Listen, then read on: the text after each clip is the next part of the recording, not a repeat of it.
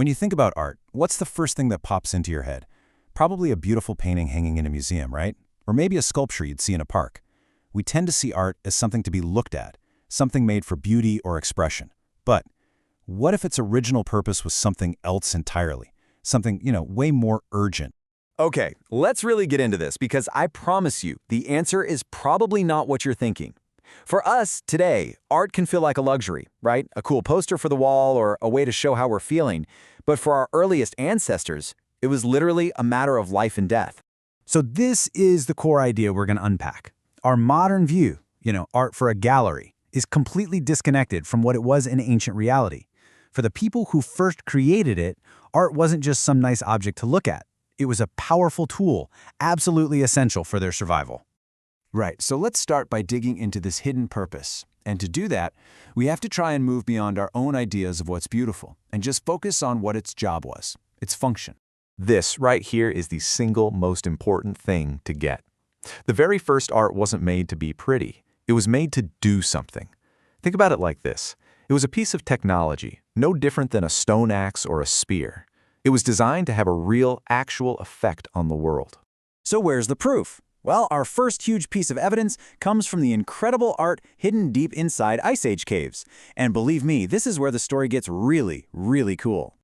Now, to really get this, we have to redefine a word we all think we know: magic. When we say magic here, we're not talking about wizards and fantasy novels. For ancient people, magic was more like a practical science.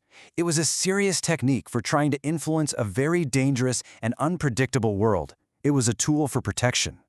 I mean, just think about where these incredible paintings are. They're not at the entrances of caves where people were living. They're deep inside the mountains in these dark, hard-to-reach places. See, they weren't meant to be seen every day. They were made for rituals. The idea was, by painting an animal, the artist was magically capturing its spirit, gaining some power over it. It was about ensuring the hunt would be successful. The painting itself was a tool to try and control reality. So this brings us to a huge misunderstanding about the artists themselves.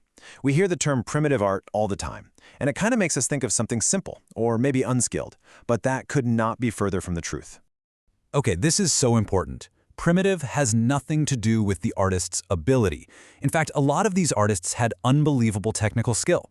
What the term actually refers to is the fact that they were working inside very strict traditions and rules. The whole point wasn't to be creative and different, but to create an image that was correct and powerful according to their culture's beliefs. And here's why their art can look so different from what we're used to. The goal wasn't realism. A perfect photorealistic copy of a bison, that wasn't the point at all. No, the real aim was to capture its essence, its spirit, its power. And they did that by building up the image out of these essential symbolic shapes. You can almost picture it as a three-step process. First, they'd start with basic shapes: circles, lines, triangles, things that held specific symbolic meaning. Then, they would combine those forms, almost like building blocks, to construct a figure. So what you end up with isn't a simple snapshot of reality. It's something way, way more powerful, a symbol, absolutely loaded with meaning and magical purpose. Okay, so let's jump forward and see how this whole idea of functional art evolved. We find this incredible example in the great civilizations of ancient America, where the line between what's a picture and what's writing, well, it basically disappears. I just love this quote. It captures the idea perfectly. See, today we think of a picture and a letter as two totally separate things. But in these early cultures, they were basically family, blood relations. Both were used to communicate really, really important information. For the Maya and the Aztec, art was not some optional extra. It was woven into the very fabric of life and death. Their carvings and their paintings were a way to record history, to celebrate victories, and, crucially, they served as a direct line of communication with the gods, especially around things like religious sacrifice. This wasn't art for art's sake. This was art for survival's sake. And the connection just becomes crystal clear when you look at it like this. What's the purpose of a modern history book? Well, one purpose might be to commemorate a ruler's victory. And what was the purpose of a detailed Maya carving? To commemorate a ruler's victory. The method is different, sure, art versus writing, but the function, it's identical. The image was the information.